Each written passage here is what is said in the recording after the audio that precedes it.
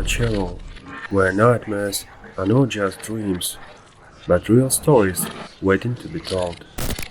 Tonight, I bring you terrifying true stories.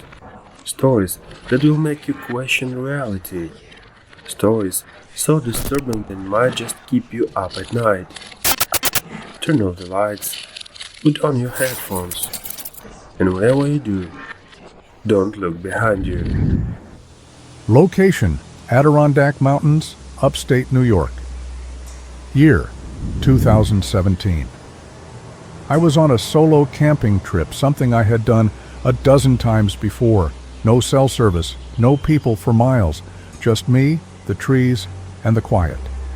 I had hiked 6 miles off trail, deep into the forest, before I found the perfect clearing. I set up my tent, gathered some firewood, and let the silence sink in. It was peaceful. But by sunset, something felt off. I couldn't place it at first, but the air felt different, heavier, like the forest itself was listening. I brushed it off as nerves, but as I sat by the fire, roasting my dinner, I looked up. And that's when I saw him, a man standing between the trees, not walking, not moving, just watching. I called out, "Hey man, you lost?" No response. He was too far away to see clearly, but something about him was wrong.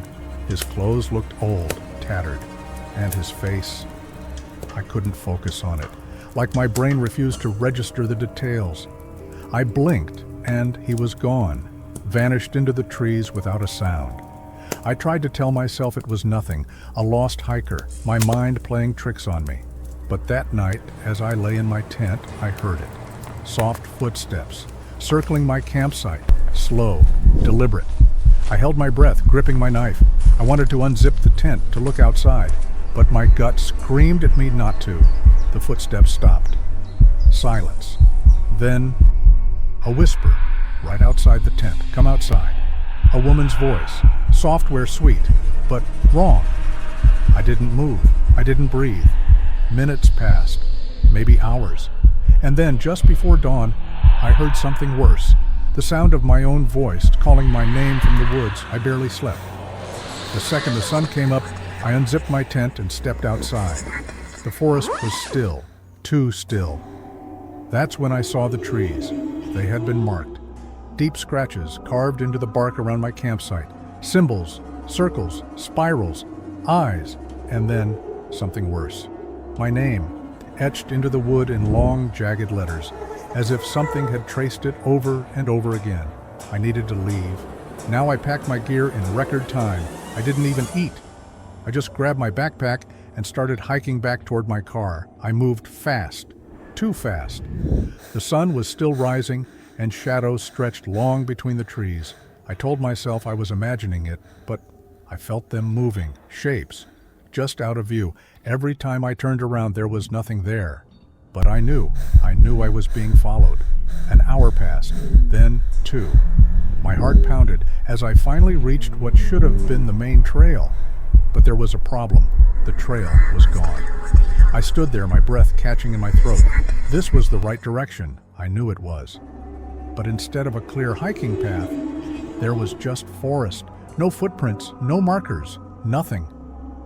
I spun in circles, trying to get my bearings. That's when I noticed something worse. The trees, they looked the same, identical, perfectly spaced, a pattern that didn't exist in nature. I walked in one direction for 10 minutes, then 20, then I ended up back in the same place. I was trapped. I wasn't alone. The air grew heavy, suffocating. The forest shifted. Then I saw him, the man from before, closer this time. His head was tilted too far, his body too still, and then he grinned, a slow, twisting smile, too wide, too sharp, a smile that wasn't human. "You came back," he whispered. I ran. I didn't look back. The trees blurred past me. My legs burned. My breath came in ragged gasps. And then, suddenly, I was standing at my car. The road stretched ahead. The normal world, the real world. But just as I reached for the door handle, I hesitated. I felt watched. Slowly, I turned back toward the trees, and my stomach dropped. Standing between the trees, dozens of them, identical figures, staring, smiling, watching. And one of them was me, grinning, waving. I got in my car, I drove away, but sometimes, when I walk alone at night, I still see him, in my reflection, in my shadow. And I wonder, did I ever really leave?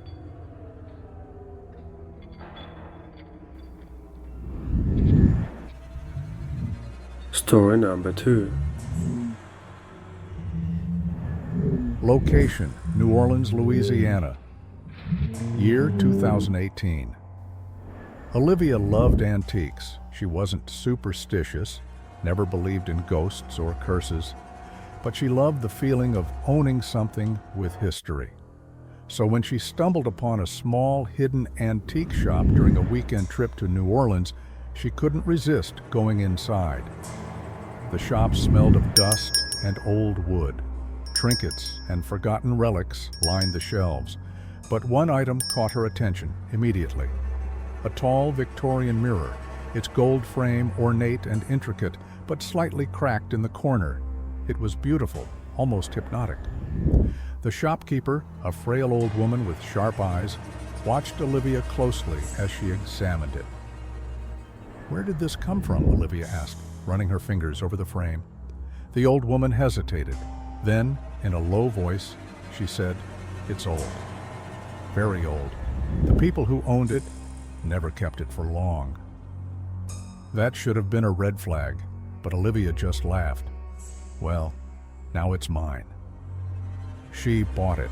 That was her first mistake. The first night the mirror was in her apartment, she felt strange. The air was colder than usual. Her cat, normally fearless, refused to go near it. It would stare at the mirror from across the room, fur raised, tail puffed up, growling softly. She figured it was just getting used to a new object. Cats are weird, right? But then, the reflection changed. Not all at once, just small things. At first, she thought she was imagining it, her reflection blinking slower than she did.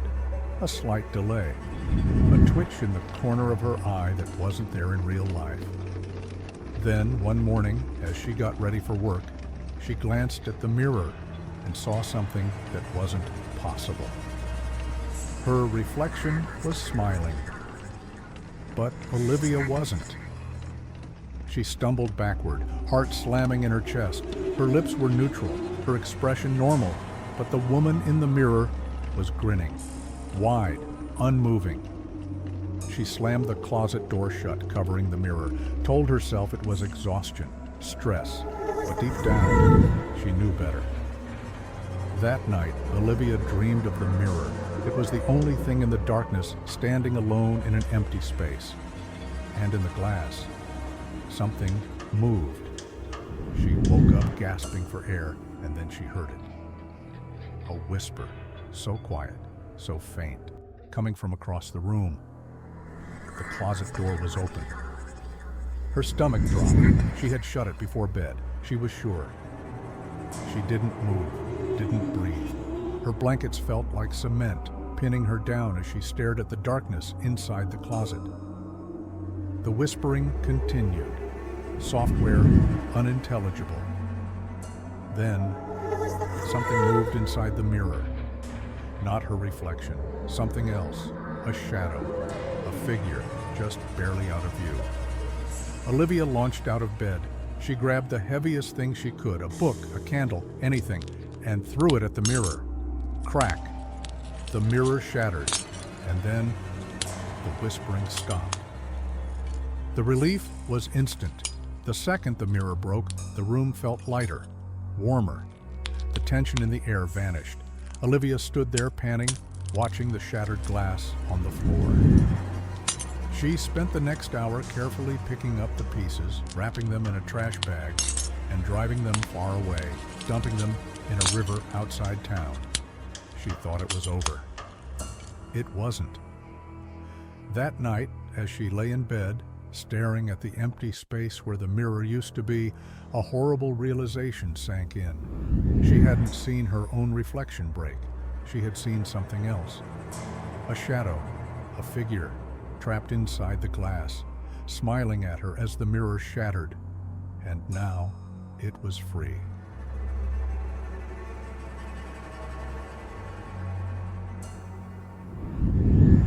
Okay, you made it. But are you sure you are alone?